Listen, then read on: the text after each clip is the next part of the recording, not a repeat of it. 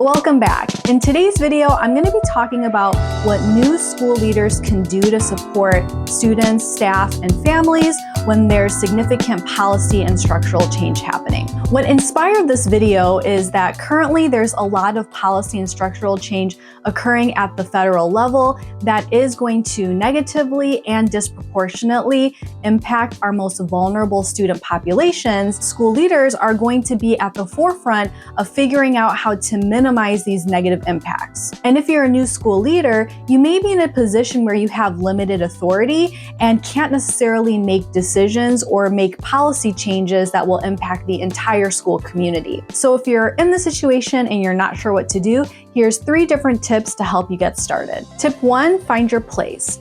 So you want to take a look at what the other leaders are doing within your school and the district to address this issue. So for example, the principal might be focused on community relations and responding to the needs of families and making sure that they're being heard. The district might be focusing more on the financial components and anticipating what to do with staffing and resources with a reduction of funds. You also may want to take a look at other leaders who are in a similar role to you, whether it's within your building or across other buildings, and get a sense of what they're doing to try and address the situation. So once you know what other leaders are doing, this is going to illuminate a couple of things. First, are there any areas that are missing, and could that be something you could take charge of? And second, are there any current areas you could get more involved with based on your skill set? Ultimately, with all this information, it's going to give you some guidance on where you can start your involvement. Tip 2, create proactive plans. I'd start by taking an audit of what will and what won't be impacted by these policy and structural changes. This is dependent on your leadership role,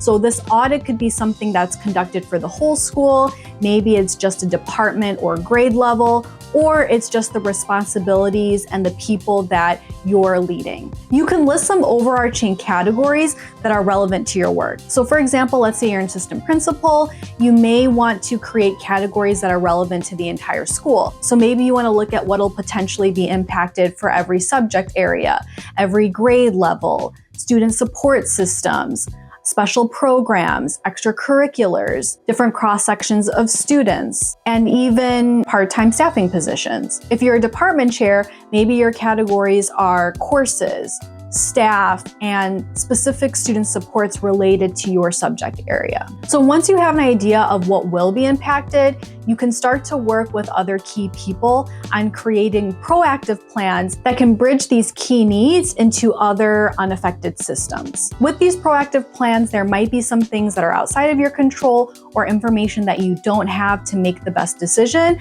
and that's okay. The point of this tip is just to get started with identifying what will likely be impacted, especially as it relates to what's in your control as a leader.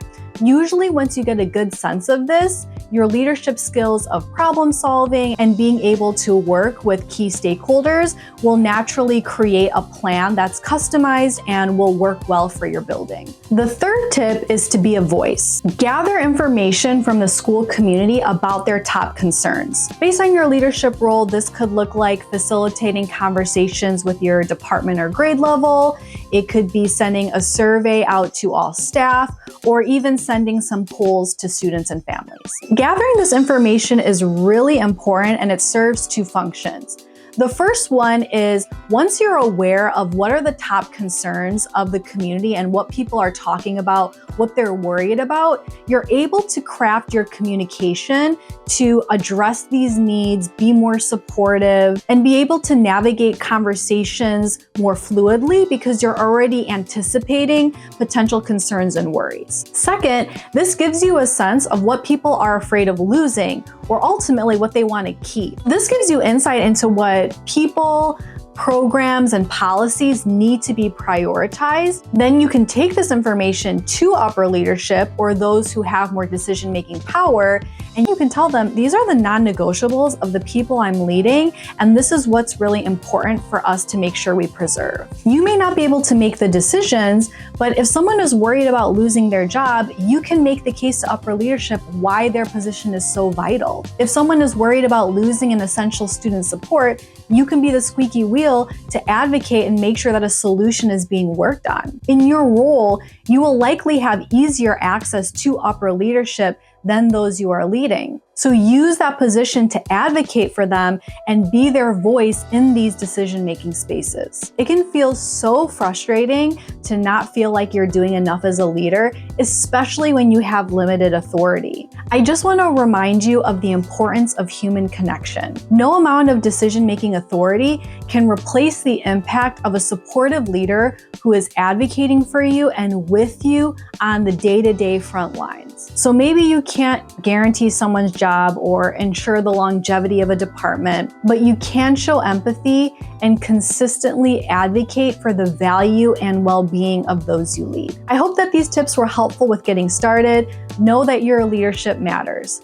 Thank you, and I hope you experience the joy of doing something you love today.